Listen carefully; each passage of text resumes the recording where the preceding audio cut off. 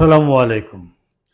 রত্নত সম্পদ হাজীগঞ্জ দুর্গ নারায়ণগঞ্জ শহরের উত্তরাংশে শীতলক্ষ্যা ও পুরাতন ব্রহ্মপুত্র নদের সঙ্গমস্থল এবং শীতলক্ষ্যা নদীর পশ্চিম পারে হাজীগঞ্জ শহরে হাজীগঞ্জ দুর্গটি অবস্থিত।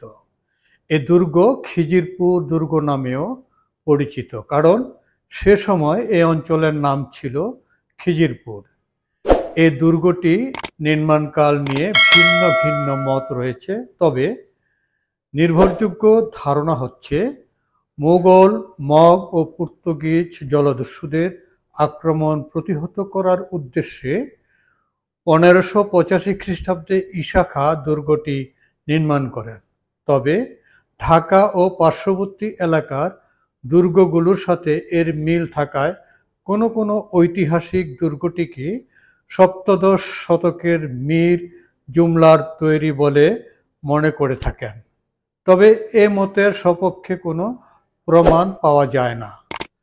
হাসানদানি তার মুসলিম আর্কিটেকচার ইন বেঙ্গল গ্রন্থে উল্লেখ করেন, ইসলাম খান 1610 সালে ঢাকায় রাজধানী স্থাপনের পরে এ দুর্গটি তৈরি করেন, কিন্তু মুঘল সেনাপতি মির্জা নাথান তার বাহারিক-ই-গায়েবী গ্রন্থে উল্লেখ করেন, তিনি তার বিশাল সেনাবাহিনী নিয়ে খিজিরপুরে প্রধান ঘাঁটি এবং নদীর তীরে সেনা ছাউনি স্থাপন করেন।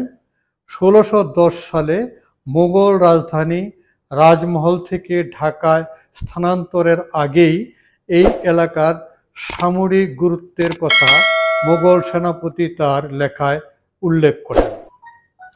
ইট দিয়ে নির্মিত হাজীগঞ্জ দুর্গটির মূল ভূমি নকশা সরজ ভুজাকৃতির। দুর্গটির আয়তন 75.75 মিলিমিটার, উড়ন 60.6 মিলিমিটার। দুর্গের উত্তর দিকে অবস্থিত প্রবেশ তোরণে সিঁড়িপথ রয়েছে। বুরুজে কামান বসিয়ে শত্রুকে প্রতিহত করার ব্যবস্থা ছিল। দক্ষিণ দিকের বুরুজ ক্রম প্রশস্ত ও উঁচু বেদি বিশিষ্ট। প্রতিটি বুরুজে ওঠার জন্য সিঁড়ি রয়েছে। হাজীগঞ্জ দুর্গ স্থাপত্যের বৈশিষ্ট্য হল ভিতরের দিকে দুর্গ প্রাচীর ঘেঁষে পায়ে চলা পথ। সৈন্যদের চলাফেরা ও শত্রুকে ঘায়েল করতে এই পায়ে চলা পথটি কার্যকর ভূমিকা রাখত। হাজীগঞ্জে দুর্গের চারপাশের দেয়াল জুড়ে মারলন দেখা যায়।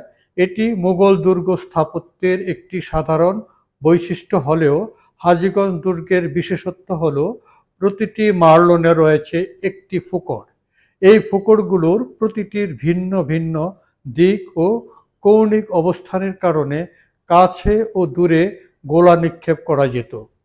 স্থাপত্যের এই কৌশলে উন্নত জ্যামিতিক জ্ঞানের প্রতিফলন ঘটেছে। 1950 সালে প্রত্নতত্ত্ব অধিদপ্তর দুর্গটিকে সংরক্ষিত বলে ঘোষণা করেন। তবে যে বিষয়টি লক্ষণীয় তা হল প্রত্নতত্ত্ব অধিদপ্তর হাজীগঞ্জ দুর্গটিকে সংরক্ষণ করার দায়িত্ব নিলেও তা দেখভাল করা বা যত্নাদি করার মতো ওই প্রতিষ্ঠানের জনবল আছে বলে মনে হয় না। ভেতরে সবুজ ঘাস লতাপাতায় প্রায় জঙ্গলে পরিণত হয়ে আছে। অসচেতন মানুষের বেপরোয়া আচরণের থাবায় পুরাকীর্তির শরীরে জায়গায় জায়গায় ক্ষত বিক্ষত ও দেখা যায়।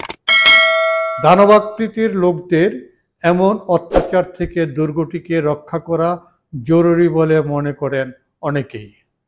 হাজীগঞ্জ দুর্গে প্রতিদিনই কিছু কিছু দর্শনার্থীর আগমনও ঘটে, কিন্তু অবহেলা অরুচিকর অবস্থার কারণে পর্যটকদের হতাশ হয়ে ফিরতে হয়। সকলের কল্যাণ হোক। আল্লাহ হাফেজ।